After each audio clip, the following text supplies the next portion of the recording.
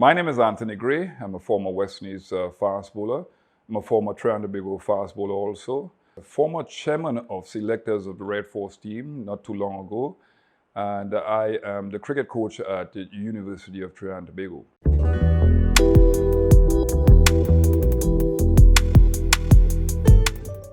I've been here for 12, 13 years.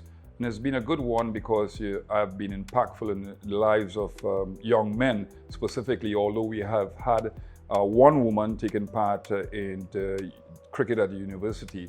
My thing is that I think it's a good program, a wonderful program, and we've had, 16 national athletes coming from this program in perhaps the most competitive sport in the country as it pertains to professionals, because you have competing against 176 clubs in the country.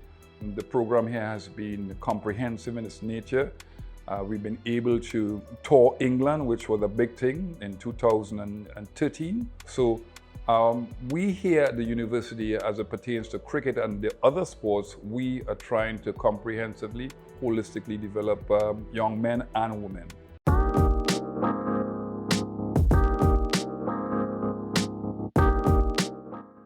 When it pertains to cricket, I have to talk specifically about cricket. The avenues to make the national team is quite evident, but also we have combined campuses and colleges, another avenue to address the West Indies selectors. So I think, this is a motivational factor, youngsters coming into the university. In addition to that, obviously when you can attain different degrees of qualifications when it comes to your academics, it's so very important. But the professionalism that we have here, the people, the cadre of people who can develop them in different ways. I mean, we have strength and conditioning trainers, we have the sports science department, we have people who have been involved in their sport at a high level, who are qualified now as coaches, that can lend assistance to the knowledge and the development of them. So to me, it is a one-off situation where student athletes can come into the university and qualify themselves in so many different areas.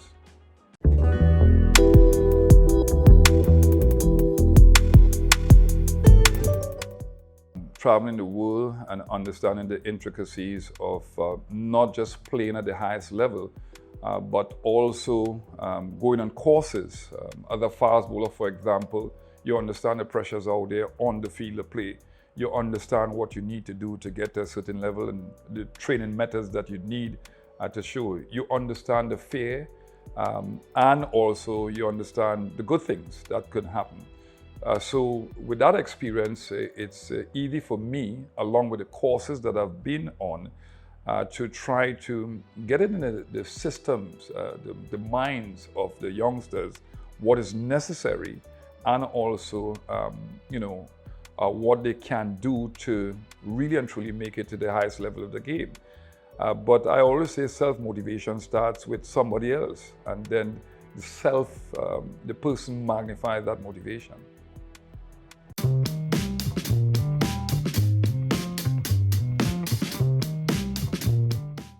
One of the great things of being an athlete and obviously coaching athletes is the discipline. It's the ability to make adjustments to the realities of the situation that you're in. And the reality is that COVID-19 has brought about some serious issues, and we had to make adjustments. The use of technology comes into play. So we have had online coaching sessions, which is not bad. The advantage is that you can look as a coach and really analyze the skill problems that our student athletes will have in the field of cricket. And I think it's to our advantage, because to me, I think that we have neglected things as it pertains to the sport and also the skill of our student athletes. And it gives us an opportunity to really zoom in, no pun intended, to try to help them to develop this skill, which is something that is lacking, in my opinion.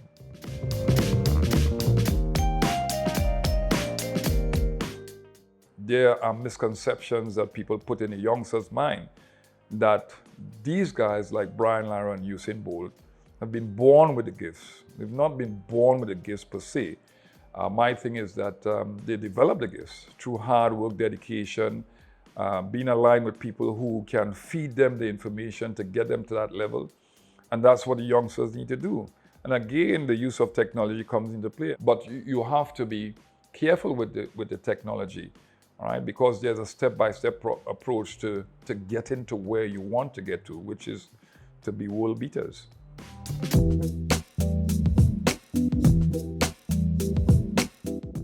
For me, this program at the University of Trinidad and Tobago is a wonderful program.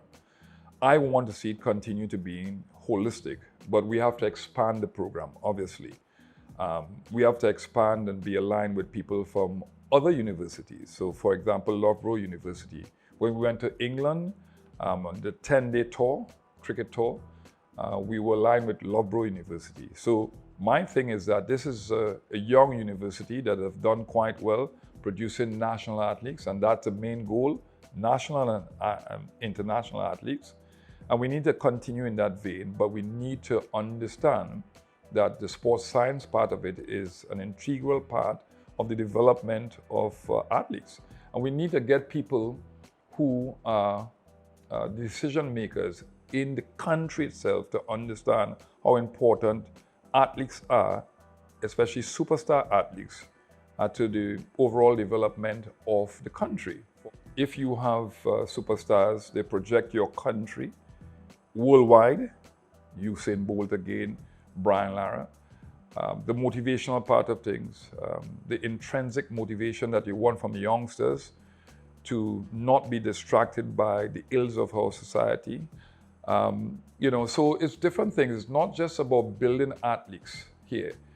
I want my university to be impactful in a positive way in many issues, the way we've seen university throughout the world, they're impactful in their country. So it's not just about building superstar athletes, it's about building good people generally, and it's about impacting on the issues that are so out there in the world.